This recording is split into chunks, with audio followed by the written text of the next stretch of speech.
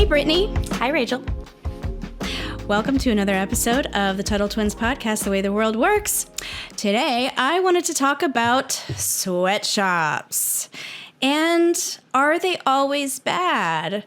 Now, Brittany, what do you think of when I say sweatshop? Well, I'll put my bias aside because I think I agree with where you're going with this. When I think of sweatshops, I think of a third world country. I don't even know if people use that term anymore. Developing world, either way.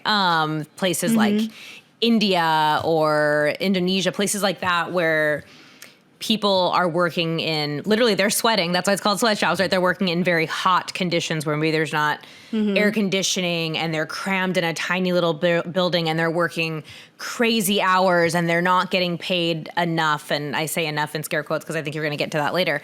But so there's people working under horrific conditions and for very little pay. Right. So making things Americans consume, because I think that's another thing too, like making like the clothes we buy. That's kind of what I think of. So to define a sweatshop, it's a workplace. It's a manufacturing. It's like a factory of manufacturing where employees are subject to poor working conditions, low wages, long hours, little regard for health, safety, or worker rights. So, but I do want to clarify, we are not talking about forced labor. We're not talking about slavery here. I'm talking about where labor is inexpensive and maybe exploited by the standards of other people. So I'm going to draw a little bit on my experience living in the developing world, third world country of Haiti, where we had factories that you would easily consider to be sweatshops. They made Care Bears, they made baseballs, various things that Americans consumed. And I've talked about that before. But I studied the phenomenon a little bit in college and had a little bit more time to reflect on the economics of such a thing, why they exist. Why are these factories drawn to places like that? And mostly it's because labor is inexpensive. Well, why is it inexpensive? It's because it's abundant and the people in the third world have fewer options as far as careers and jobs and livelihood. And you can feel terrible for the people that are working in a factory like that, like a garment factory. But you need to understand what are their alternatives. And in Haiti, the alternative was subsistence farming. Now, if you think a sweatshop is bad, subsistence farming is way worse because you're basically at the mercy of the elements. And in you Haiti, mean elements like snow, the weather, rain. Yeah, the weather. In Haiti, you could be totally wiped out by a hurricane or even a bad rainstorm. It's very mountainous, and just a landslide can wipe out your whole crop that you're growing on the side of the mountain. And then what do? You don't have anything to fall back on. You're kind of, in a terrible way. But if you work at the factory, you get a reliable wage, you get a roof over your head, you have at least something to depend on. And it's much more reliable than subsistence farming. So what a lot of Americans will do in protest of those working conditions is they will boycott, say, shoes or whatever. Nike or shoes. Whoever it is. Yeah. They're often. I don't know if Nike has a sweatshop. I just said that. So don't Nike. Right. Don't come exactly. after me. For example, Yes. X shoe company, they'll boycott. And what boycott means is just not buy and encourage your friends not to buy something in protest of the working conditions in the sweatshop. And the goal is to force the sweatshop to go out of business. But then what happens to the Haitian worker who had the factory job that was actually really beneficial for them is they have to go back to subsistence farming and be at the mercy of the weather and things like that. So the boycott, it kind of, boycotts make me upset because in my mind, that's not the answer. The best answer to the poor working conditions in a sweatshop is another sweatshop.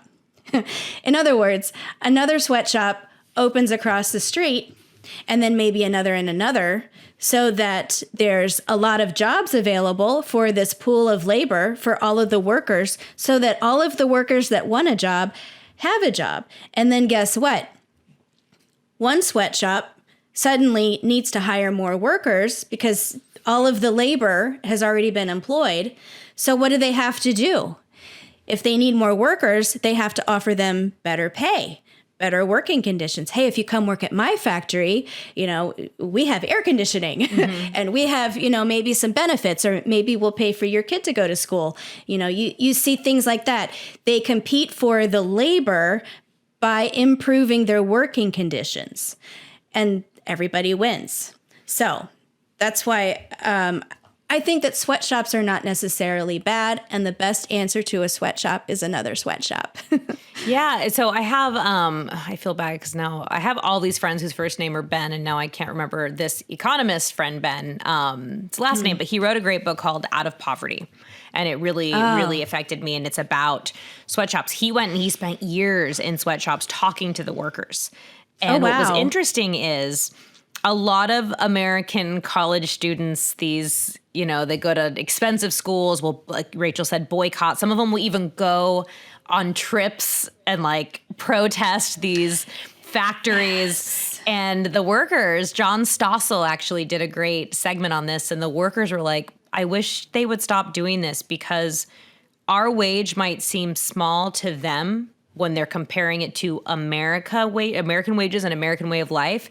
But if you compare a sweatshop wage, meaning the amount they make, if you compare that to other jobs in that country, sweatshops are actually the people who work there are making way more money. For them, this isn't, oh my goodness, I've been forced to work in there. For them, it's like, oh my goodness, I'm getting off the farm. Oh my goodness, I'm learning a new skill. And maybe I can take this new skill, like sewing or something like that, and I can then, maybe I can go be a private seamstress for this little village or something. So they're learning a skill and they're getting paid more than they would have gotten paid on the farm, or, maybe something even worse. But one thing that's also great about it, that a lot of these, especially for women, never get to leave their hometowns, right? The ones that live on, their parents maybe had farms or they're working on the farms. They stay in these rural areas. They don't learn how to read. And I'm not saying everybody that goes to a sweatshop learns how to read. I don't know every single person. But they have more opportunities because now they're in these bigger cities and they're getting to learn more and meet new people. And so we compare it, when people get mad about it, they compare it to our American way of life. And we are so blessed here for all the faults. We are,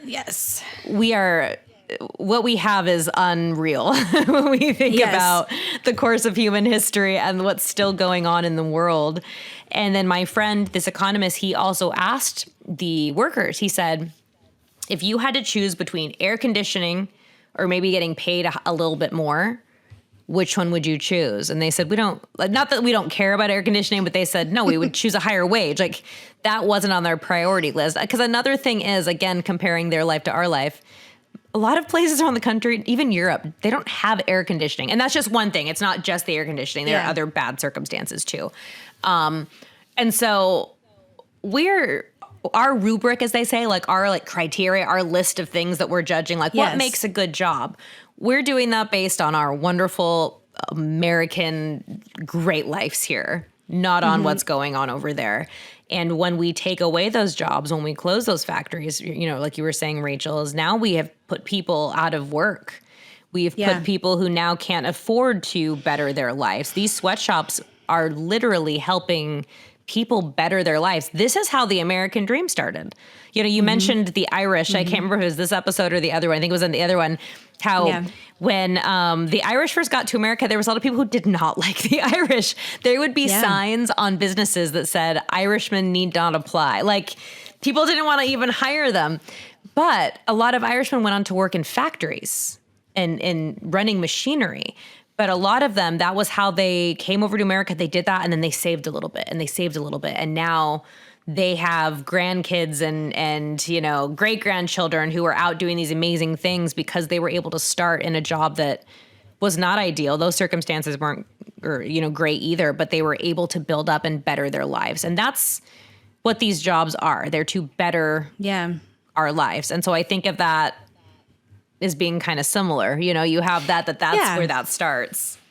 Yeah, everything is relative, and you can't judge someone else's circumstances by what you're accustomed to, what you're used to, your circumstances and your opportunities, and especially in these different cultures. It's so radically different, and Americans often do not understand how life is outside of our little bubble. That's why travel is so good. It's so good to just... Yeah. It would be like me. I have more shoes than I can count. It would be like me going to some, remote African village and being like, why don't you people have more shoes? We need to make the government give you more shoes. Why I have more shoes? And they're just thinking like, what? We don't need any of this. Yeah. And they probably don't need it either.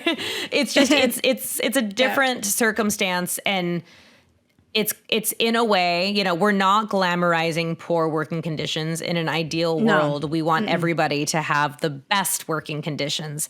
But if those people, like my friend, the economist, found out, if those workers would have to choose between these better circumstances or getting this wage, they would choose the wages. They're happy. They're happy to be there. And if they're not, like you said, Rachel, they can leave, which is the number one important thing that separates something from being slavery or being a choice. Yes.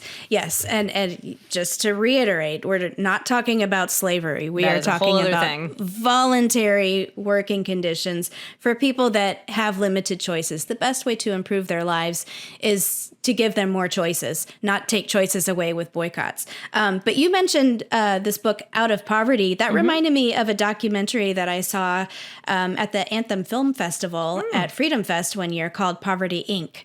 And that dealt a lot with Haiti as well, and factories there, and how they're trying to struggle to come out of poverty, and how sometimes help is not really help if it's misguided. And it reminded me of like American youth groups used to come on mission trips, like these short-term mission trips to Haiti, and it used to make me a little annoyed. I had a little tiny beef with American youth groups that would come to a country with lots and lots of unemployed, very cheap labor, and they would send these rich American kids over to like dig a well or build a school. It's like,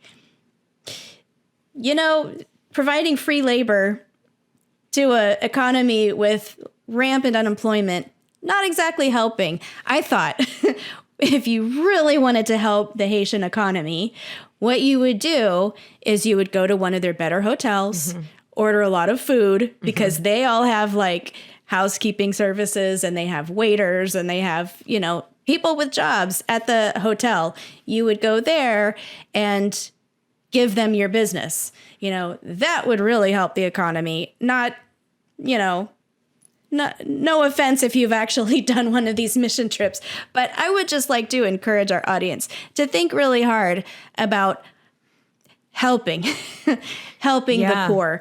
I do want to give a quick shout out to one of my favorite charities, which is called Kiva, Kiva, which does small loans, like $25.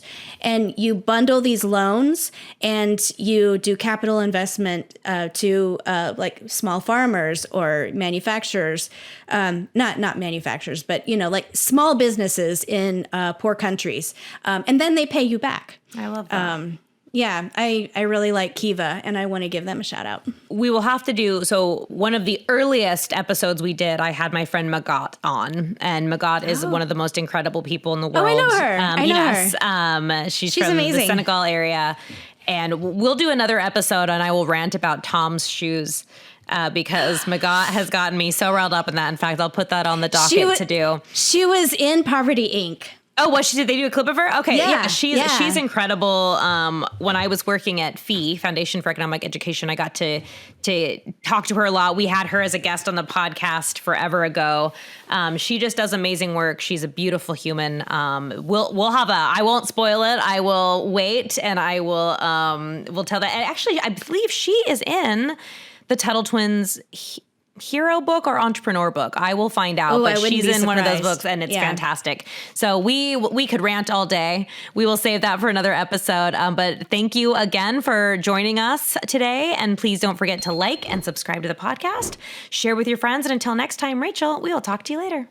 All right. Bye-bye. Next time.